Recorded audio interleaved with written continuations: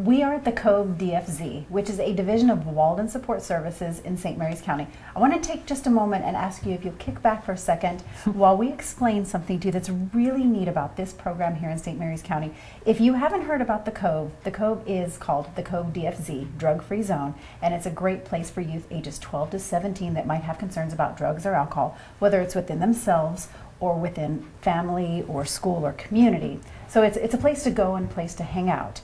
Having said that, I want to really introduce you to Megan and Laura, who are with the Cove, who is also with Walden, and talk about this community package of resources that are so available. Thanks for joining us today.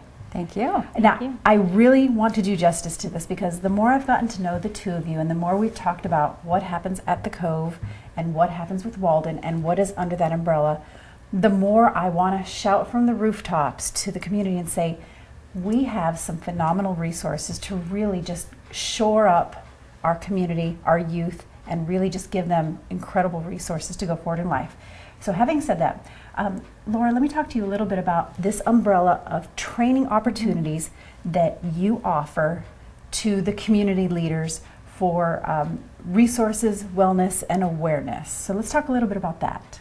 Well, one of the things this began with was really our awareness that if we're talking about the Cove, which focuses on youth ages 12 to 17, that alongside of that are their family members, loved ones that they have, people in their lives, be it in the faith community, be it in the community itself, be it among educators, who may also appreciate some additional information, training, and awareness around issues related to youth, wellness, recovery, and to recovery and wellness in general. So we've put together a speakers bureau that's comprised of our recovery support staff who will go out and offer workshops and in some cases courses like mental health first aid and youth mental health first aid to the community. And what I think is so exciting for us about the way we have decided to do it is that we are going to come to the community for this. So we are asking community groups in the faith community, in the community leadership community, in the education community to let us know what you might be interested in, when you want us to come, and we will come and we will offer it.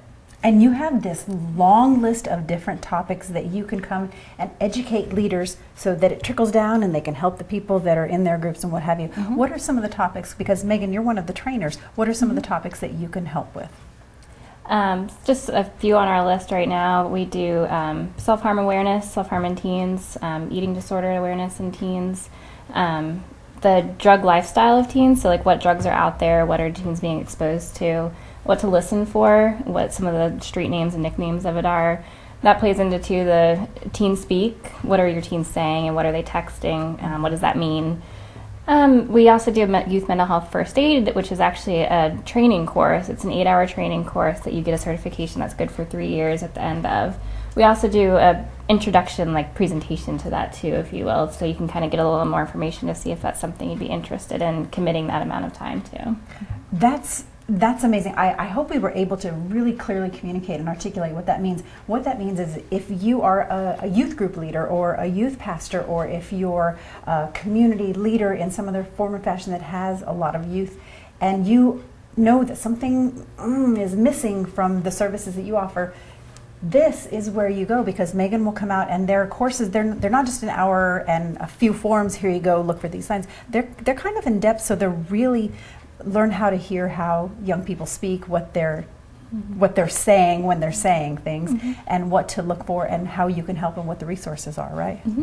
That's a big part of a lot of these workshops, is giving additional resources, which is so that are available in the community, hotlines you can call, books you can read, just ways to get more information than we can possibly give you in that hour there. But so much of it is just educating you on what you need to know and how to learn more about it too.